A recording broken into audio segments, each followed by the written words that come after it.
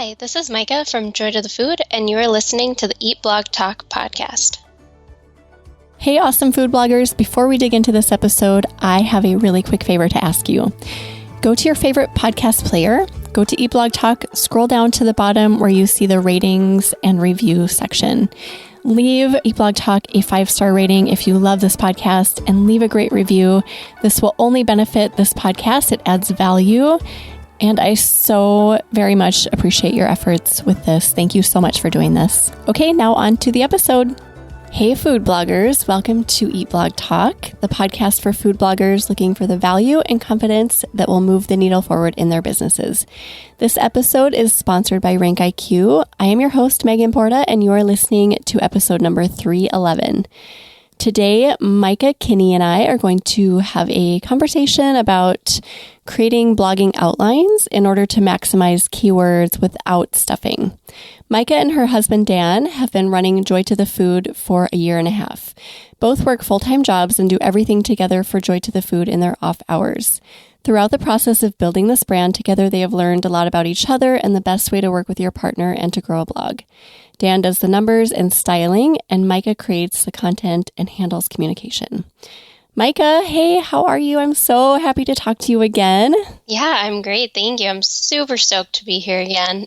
Yes, me too. Well, I'm excited about this topic and I want to dig into it. But first, I was going to ask you if you have a second fun fact to share with us. Yeah, so I have run, I'm a big runner and I've run half marathons in 5 states and I'm on a mission to run one in every state. Whoa. But last year kind of slowed me down. Oh, do you have one on the schedule? I'm looking at one in Iowa right now. I'm trying to stay close to home at the moment, but yeah. Yeah, so. You guys just got married in sunny California, so I bet you're kind of gonna want to stay home for a little bit, maybe. Yeah, yep. Yeah, cool. I didn't know you were a runner. That's very awesome. Yeah, it's a lot of fun. Yeah. Well, let's talk about creating blogging outlines because you guys had mentioned, you and Dan had mentioned that you do this. You started this like last fall, I think, right? Mm-hmm.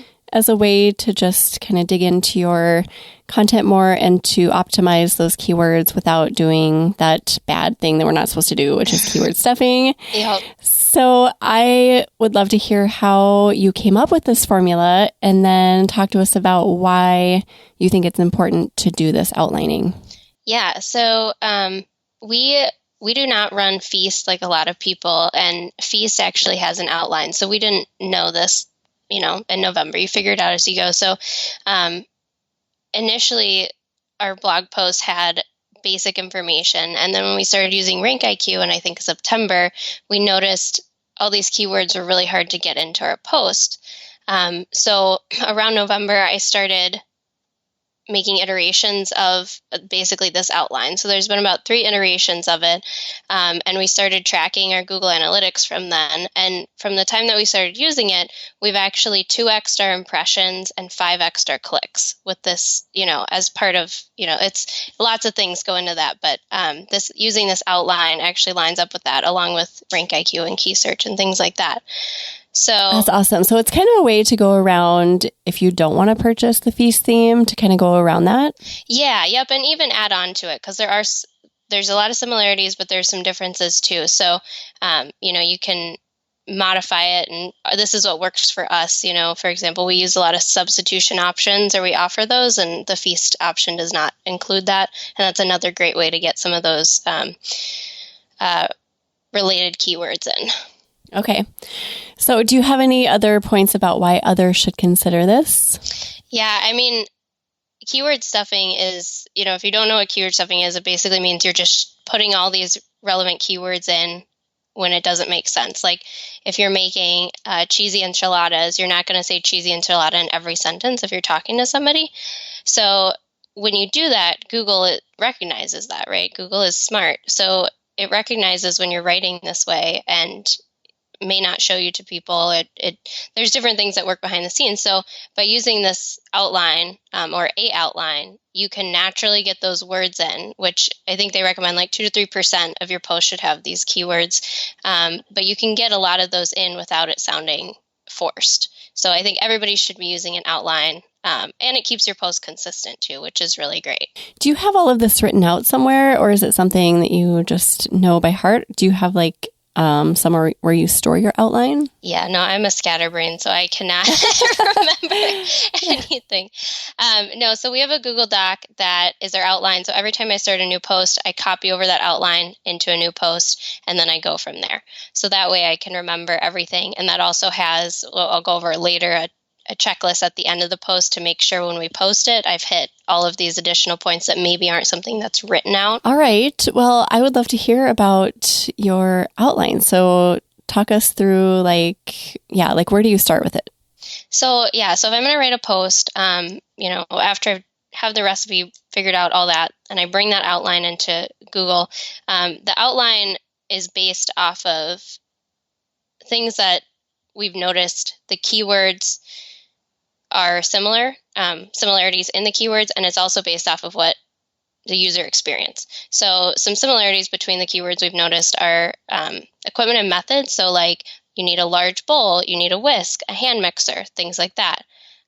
Recipe name variation. So you have your recipe keyword and then your related keywords. So that would be like cheesy enchilada would be your recipe keyword. And then after that, you would have chicken cheesy enchilada, cheddar enchilada, things like that. Then you have process terms. So to cook, medium heat, low heat, common questions, and then descriptors, which you always want to include, yours should be the best enchiladas, the most delicious, and you should make that reader believe it. So with our outline, then we incorporate that through different categories, right? So our ingredients and substitutions is a great way to get in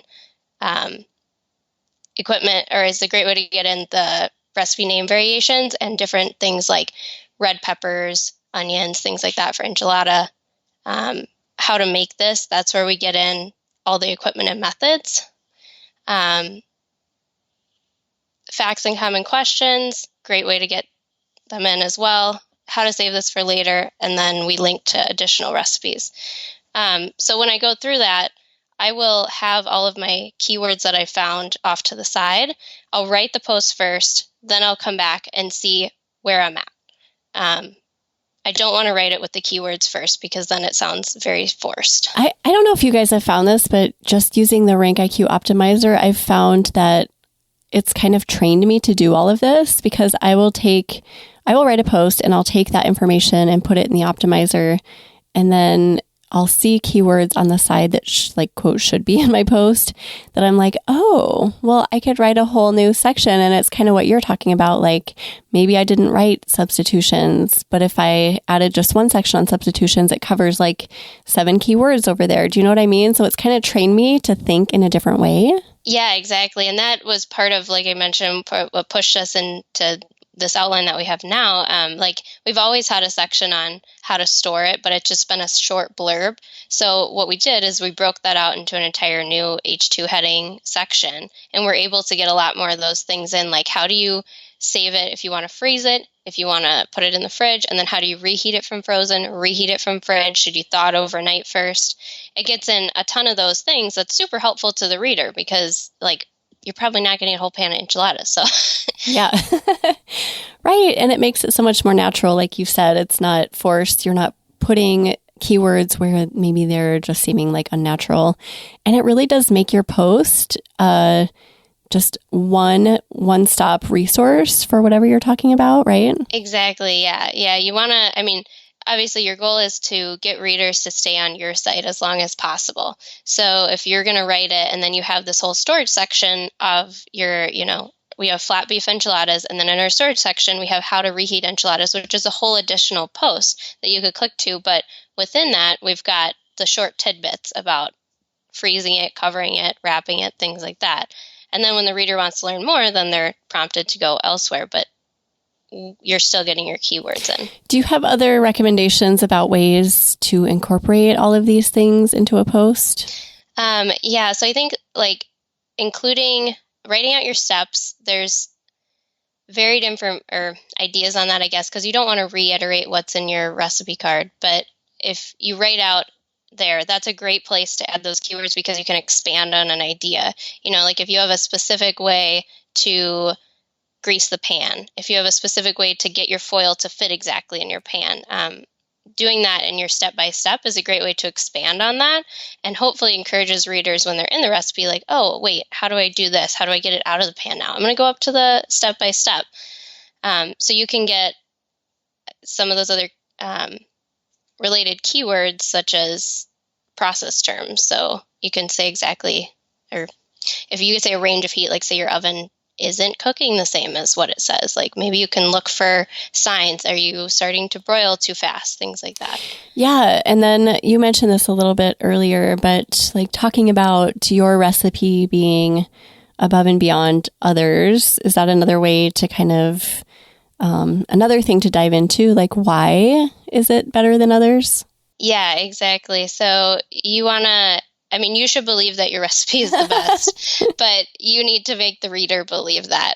So not only is it a great way to get them excited about it, because they should enjoy reading it and be like, oh my gosh, I'm drooling just thinking about it, right? But it also, a lot of those related keywords are like best enchilada, most delicious, this is amazing, ooey gooey, things like that, which I guess I should note a lot of those related keywords from RankIQ and optimizers are pulled from most common words in the top posts.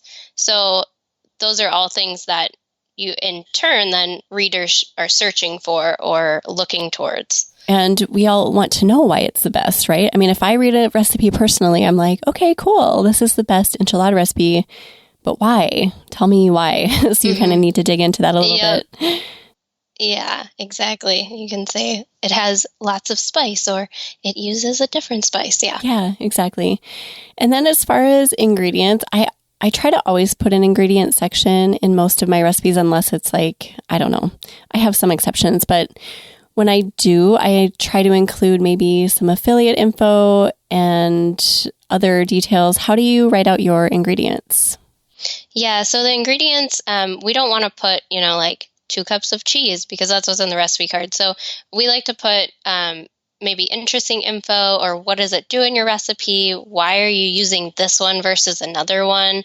Or where to buy it in the grocery store? Like if it's a certain type of cheese, you want to use pepper jack, like say, we use pepper jack because we like additional spice.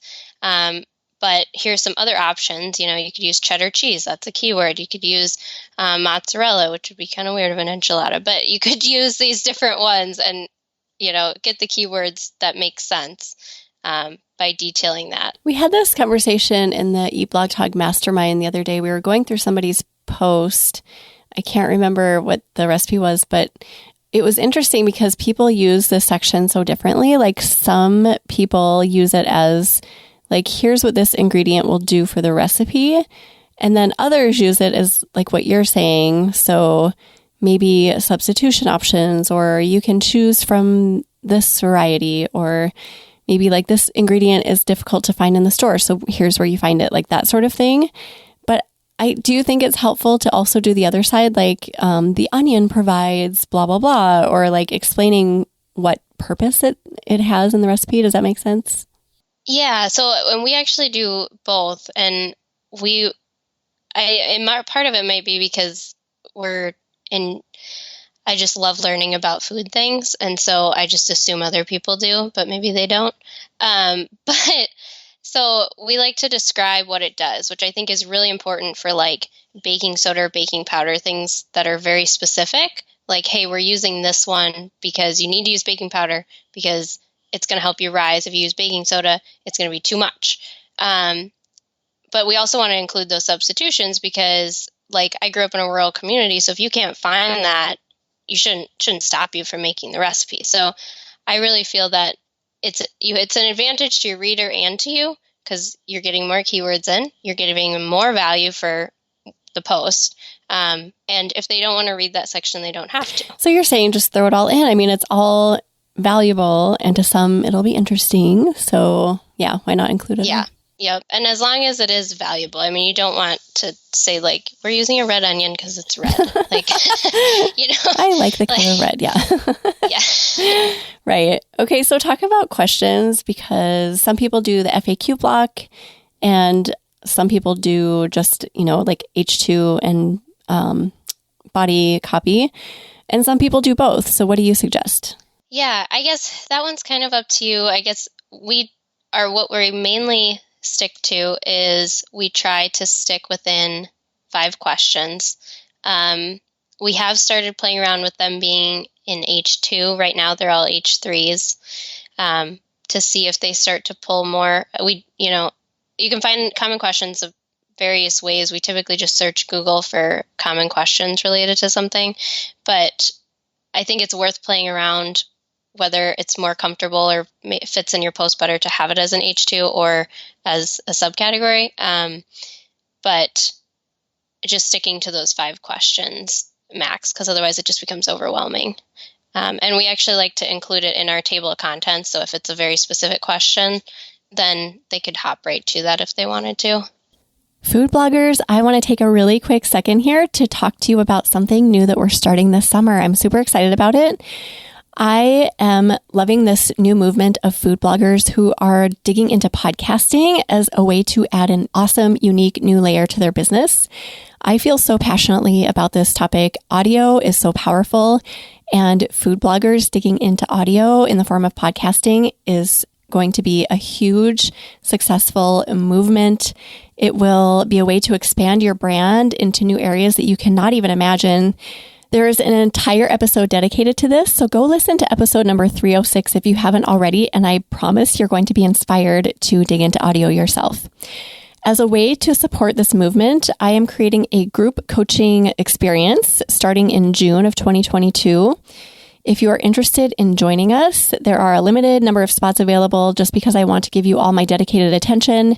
Send me an email at megan@eatblogtalk.com if you're interested. I am including an introductory rate. It's a monthly rate. If you want in, you will be locked in at that rate. Send me an email. Tell me you're interested in the group coaching for podcasters. And I can't wait to see you inside, and I can't wait to see how this just totally explodes your business. All right, back to the episode. Do you ever copy and paste? Like, let's say you have 5 different enchilada recipes and you have an FAQ section or questions that are very common about enchiladas. Do you use the same questions from post to post ever? Probably inadvertently. And it might be helpful too. We haven't actually dove into that yet. But we definitely have some overlap. Like, we have our fun facts at the bottom, so that is similar or the same on certain posts. But I think like questions like how to reheat enchilada, if we have multiple enchilada posts, then that's the same. But if it's otherwise, we don't seek out the other posts because I forget. So yeah, because sometimes, just like information about enchiladas is valuable no matter what type of enchiladas you're making. Yeah. Like how to reheat, how to freeze, whatever. Yeah, exactly. So that stuff would all be the same, but otherwise we try and throw in a couple different ones. Okay, yeah, that makes sense too. Like maybe a few common and then a few different, just depending on what other ingredients are involved. You mentioned fun facts. So you do fun facts about the recipe? Yeah, so at the bottom of each post, we kind of along the lines of joy to the food, we do a fun fact about it. So like, I just wrote one on a strawberry crunch cake, which if you've ever had a strawberry shortcake bar, that's what it's based on. And the history goes that the founder of the ice cream company that developed these strawberry shortcake bars went into a shop in like Iowa or something and got this coated ice cream. And the daughter was like, I can't hold it. How do I hold it? So then the brother was like, let's put a stick in it. And that's how a popsicle stick was formed. So kind of fun stuff like that, which it's never more than 1 or 2 sentences I think it's interesting and I like to learn about it. Well, you all know how much I love fun facts, so I love that sort of thing. That's cool. Yeah, I think it's fun and it's more enjoyable to write. Yeah, right. It gives it a little twist, and most people don't do that, so that makes it unique too. Yeah. And then do you have recipe notes or recipe tips on top of that? Yeah, so once in a while we'll have tips if there's very specific things. Like we have s'mores bars and you need to it's helpful to cut parchment paper in a very specific way to get the bars out of the pan. So certain things like that would go into the tip section, but we don't always have it. We kind of judge it based off of the recipe. If the facts and the common questions have already covered it, we're not going to double up and include tips. So all of that stuff, if you think through all of that as you're writing your post, it really should give you the opportunity to put those keywords in naturally that you need to put in. And I think that you've covered so much here. When I first started writing posts, it was like, I don't know, it was really nice this weekend, and here's a great recipe I made over the weekend. And literally that was it. And now there's so much more involved, but it's such a good way to get Google to, and the user to just favor your content and see you as a valuable one-stop resource for whatever you're writing about.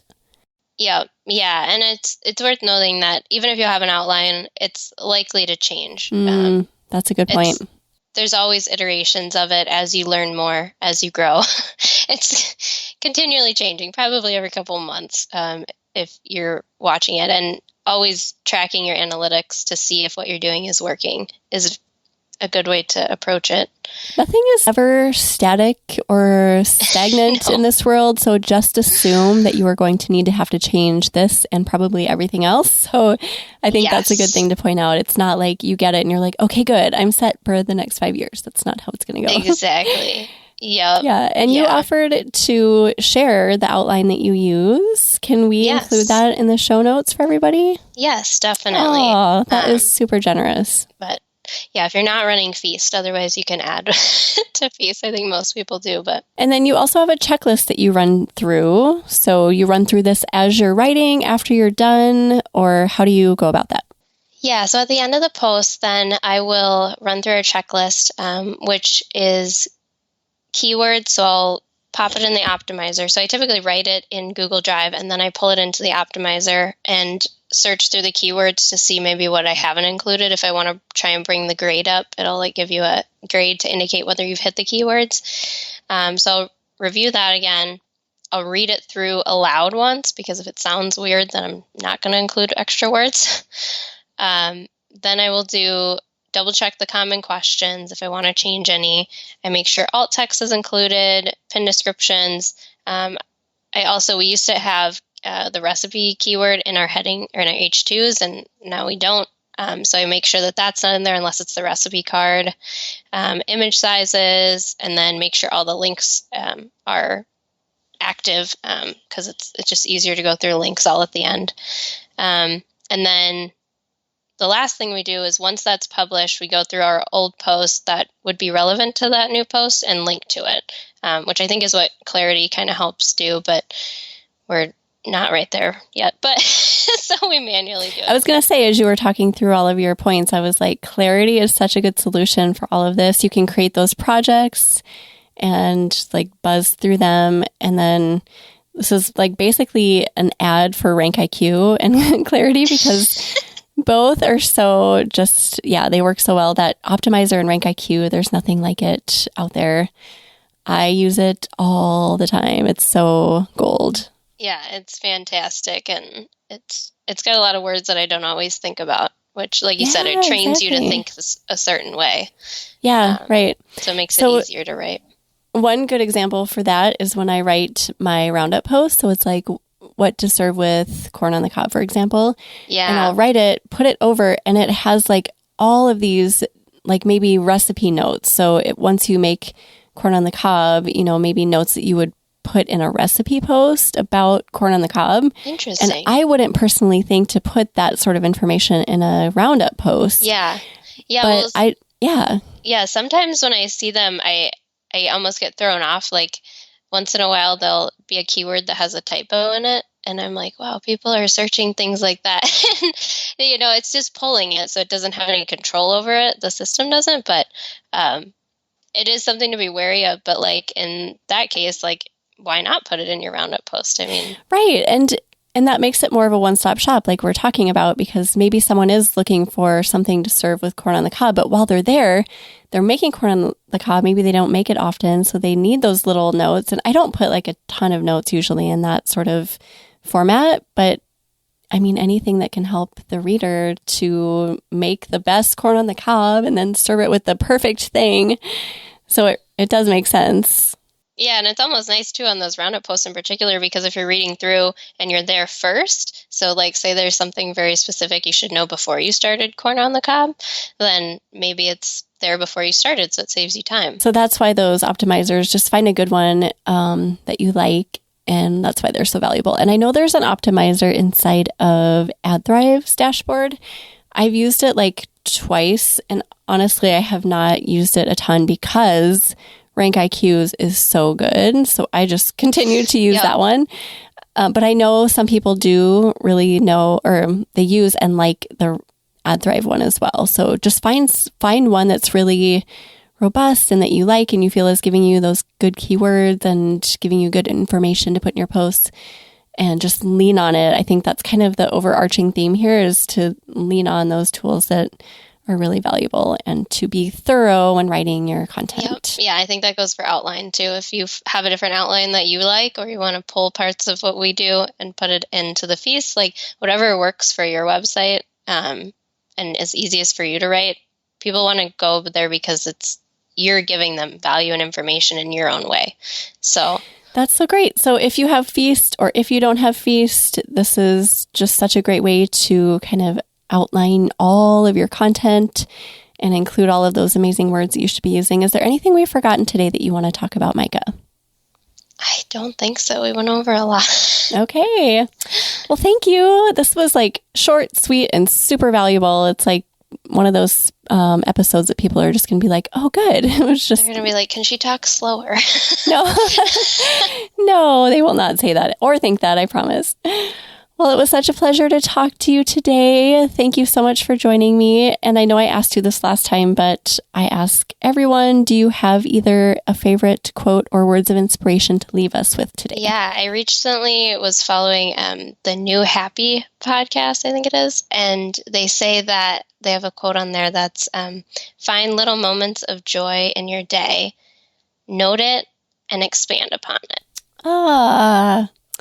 I love that. Can I tell you what my little moment was today? So I woke up and I slept in a little bit because it's Sunday, and I don't know, there's just kind of you live in the Midwest too, so you know what I'm talking about. There's like a dreary theme this winter and spring. Like it just has not been nice overall. So I woke up and I was like, oh, dreary. But then our window was cracked, so I heard the birds chirping, and that's a sign like spring is here. So I was like, oh my gosh, I loved that sound. I was just trying to focus on that. Like, I'm not going to focus on the dreary, cool weather. I'm going to focus on the amazing birds chirping. So that was my little thing for the day. Yeah. When we went to the river today, there was like 4 or 5 cardinals that I saw, which is always really fun. And they're all over and excited. Oh, I love that. I love cardinals. I love it when I see them. A little flash of red. Well, thank you. Yeah. Yes. Thanks so much. We're going to put together show notes, and we will put together that outline that Mika referred to in her show notes. So you can go find those at eatblogtalk.com/joy to the food 3, since we've had you and Dan on. Now this is the 3rd time.